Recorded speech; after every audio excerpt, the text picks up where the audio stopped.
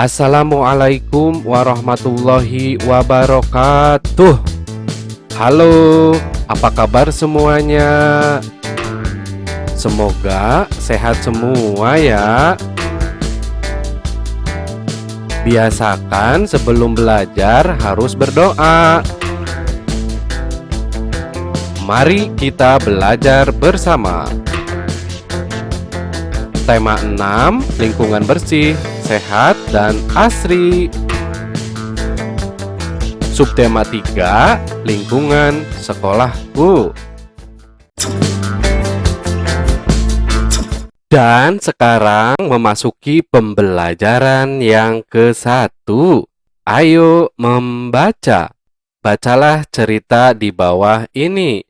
Sebelum membaca, kita perhatikan lingkungan sekolahku ya. Wah, asik sekali. Sangat rapih dan bersih. Kita lihat judulnya ya. Di sini ada sekolahku bersih dan sehat. Yuk kita baca sama-sama ya. Aku senang belajar di sekolah. Sekolahku bersih dan nyaman. Lingkungannya hijau dan asri. Banyak pohon ditanam di sekolahku. Setiap hari tanamannya disiram. Ruang kelas di sekolahku juga bersih. Guruku mengingatkan, jangan buang sampah sembarangan.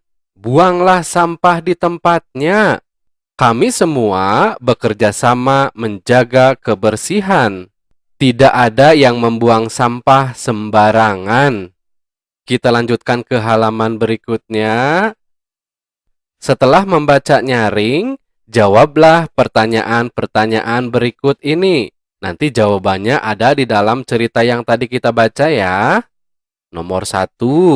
Apa judul bacaan tersebut? Judulnya adalah Sekolahku Bersih dan Sehat. Kita lihat nomor 2.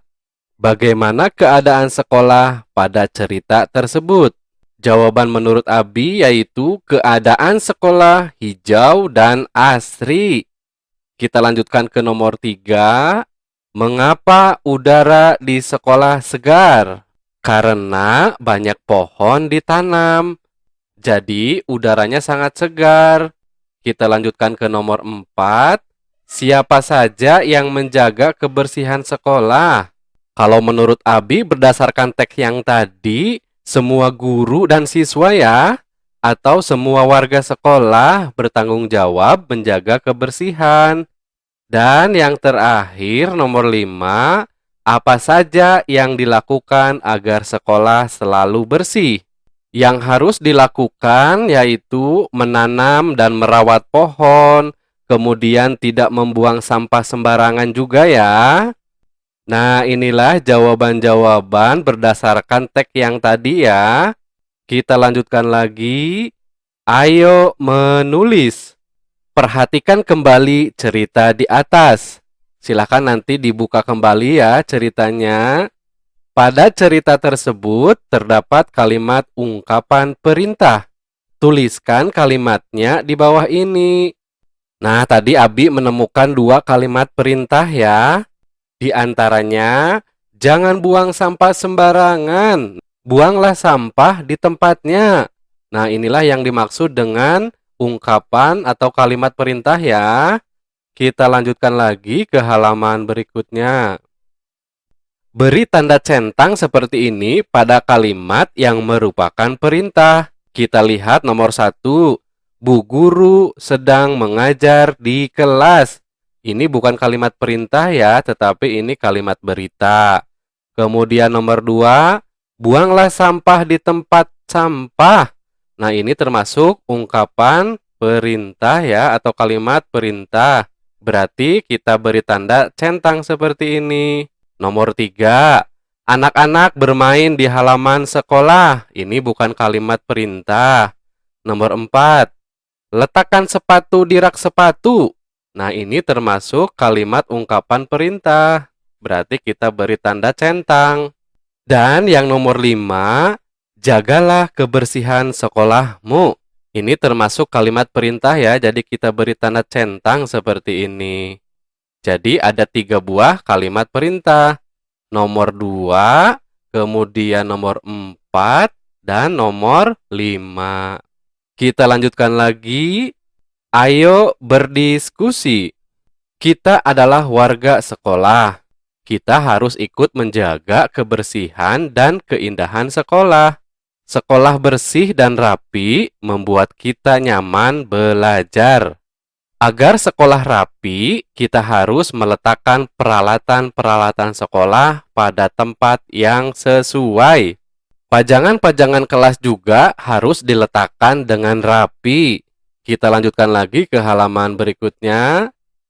Pajangan membuat kelas jadi lebih indah dan rapi.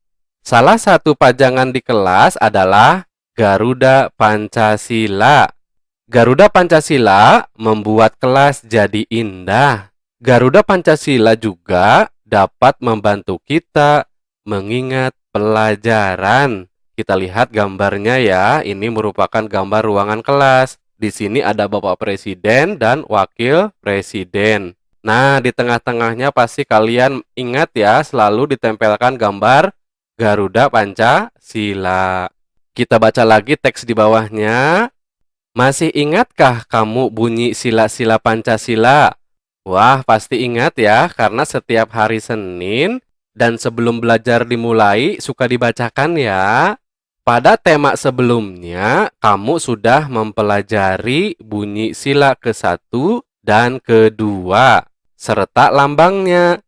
Nah, kali ini kita akan mengingat kembali bunyi sila ke-3 dan lambangnya. Kita lanjutkan lagi ke halaman berikutnya. Ayo mengamati. Manakah dari bunyi sila-sila Pancasila berikut yang merupakan bunyi sila ke-3? Untuk mengetahuinya, kita lihat teks di bawahnya ya. Ada beberapa bunyi sila yang diacak di sini. Kita baca satu persatu ya. Ini yang dalam kotak warna kuning. Kemanusiaan yang adil dan beradab. Berarti ini sila kedua. Kemudian kotak yang warna hijau. Kita baca ya. Kerakyatan yang dipimpin oleh hikmah kebijaksanaan dalam permusyawaratan perwakilan. Ini sila ke-4. Kemudian kotak yang warna biru. Kita baca ketuhanan yang Maha Esa. Ini merupakan sila ke-1. Kotak yang warna pink kita baca Persatuan Indonesia. Nah, inilah sila yang ketiga. Kasih tanda di sini dengan nomor urut 3 ya, supaya tidak lupa. Kemudian, keadilan sosial bagi seluruh rakyat Indonesia. Nah, kotak warna oranye ini berarti sila yang kelima. Jadi, manakah yang termasuk sila ketiga? Berarti yang ini ya, Persatuan Indonesia. Berilah tanda centang seperti ini pada kotak warna yang tepat. Berarti yang ini ya, yang warna pink. Kita baca lagi teks di bawahnya. Setelah mengingat bunyi sila ketiga, kini kita akan mengingat lambang sila ketiga. Susunlah potongan-potongan gambar di bawah ini. Jika kamu benar menyusunnya, maka potongan-potongan gambar tersebut akan membentuk lambang sila ketiga. Yuk kita lihat potongan-potongan gambarnya di halaman berikutnya.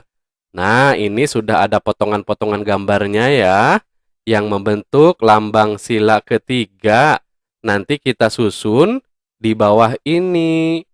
Nah, untuk menyusunnya, lihat video tutorial yang sudah Abi buat.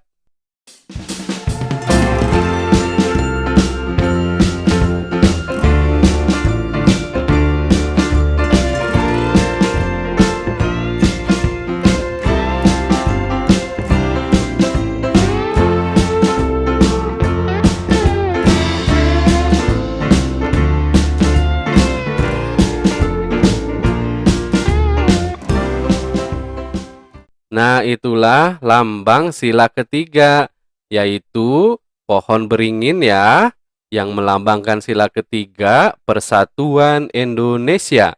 Kita lanjutkan lagi ke halaman berikutnya. Ayo berkreasi. Pajangan-pajangan memperindah kelas. Kita bisa memajang hasil-hasil karya kita di kelas. Di bawah ini beberapa contoh karya yang bisa jadi pajangan kelas. Nah, di sini ada gambar 3 dimensi ya. Karya-karya tersebut adalah karya 3 dimensi dari tanah liat. Tanah liat dicetak mengikuti bentuk wadah tertentu. Kalau yang ini berarti gambar 3 dimensinya membentuk daun ya. Kita lanjutkan ke halaman berikutnya. Berikut urutan cara membuatnya. Yang pertama, siapkan adonan tanah liat dan cetakan yang diinginkan. Kita lihat cara membuat yang nomor 2.